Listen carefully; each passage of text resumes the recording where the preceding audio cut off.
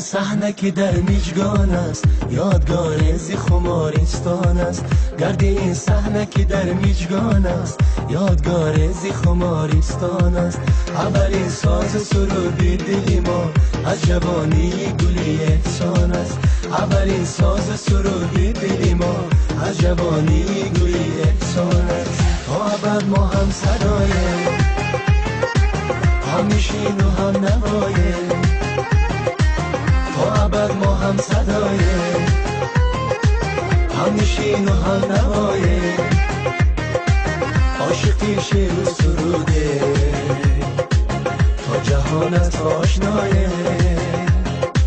عاشقی شعر و سروده تا جهانت آشنایه.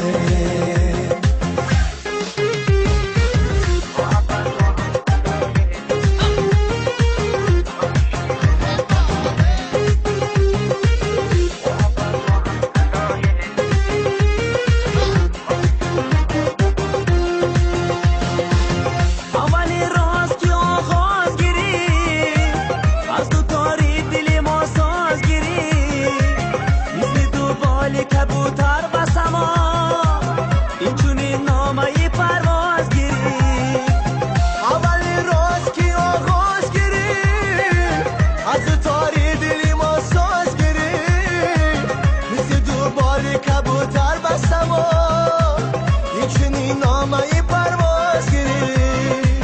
تا ابد ما هم صدایه، هم نشین و هم نوایه. ما هم صدایه، هم نشین و هم نوایه. عاشقی شعر و سروده تا جهانت آشنایه. عاشقی شعر و سروده تا جهانت آشنایه.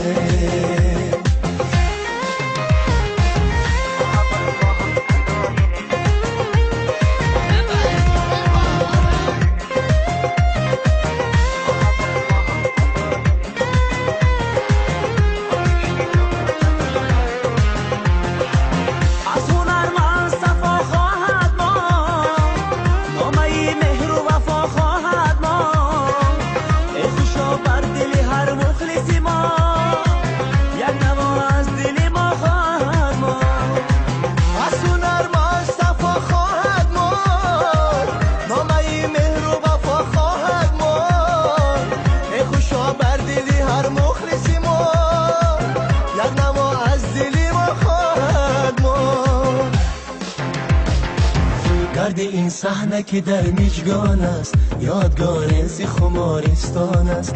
گرد این صحنه که در میجگان است، یادگار زی خمارستان است.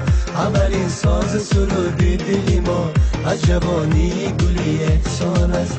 اولین ساز سرودی دلی ما از جوانی گلی احسان است. تا ابد ما هم صدایه، هم نشین و هم نوایه. تا ابد ما هم صدایه، هم نشین و هم نوایه. عاشقی شعر و سروده تا جهانت آشنایه. عاشقی شعر و سروده تا جهانت آشنایه. تا ابد ما هم صدایه،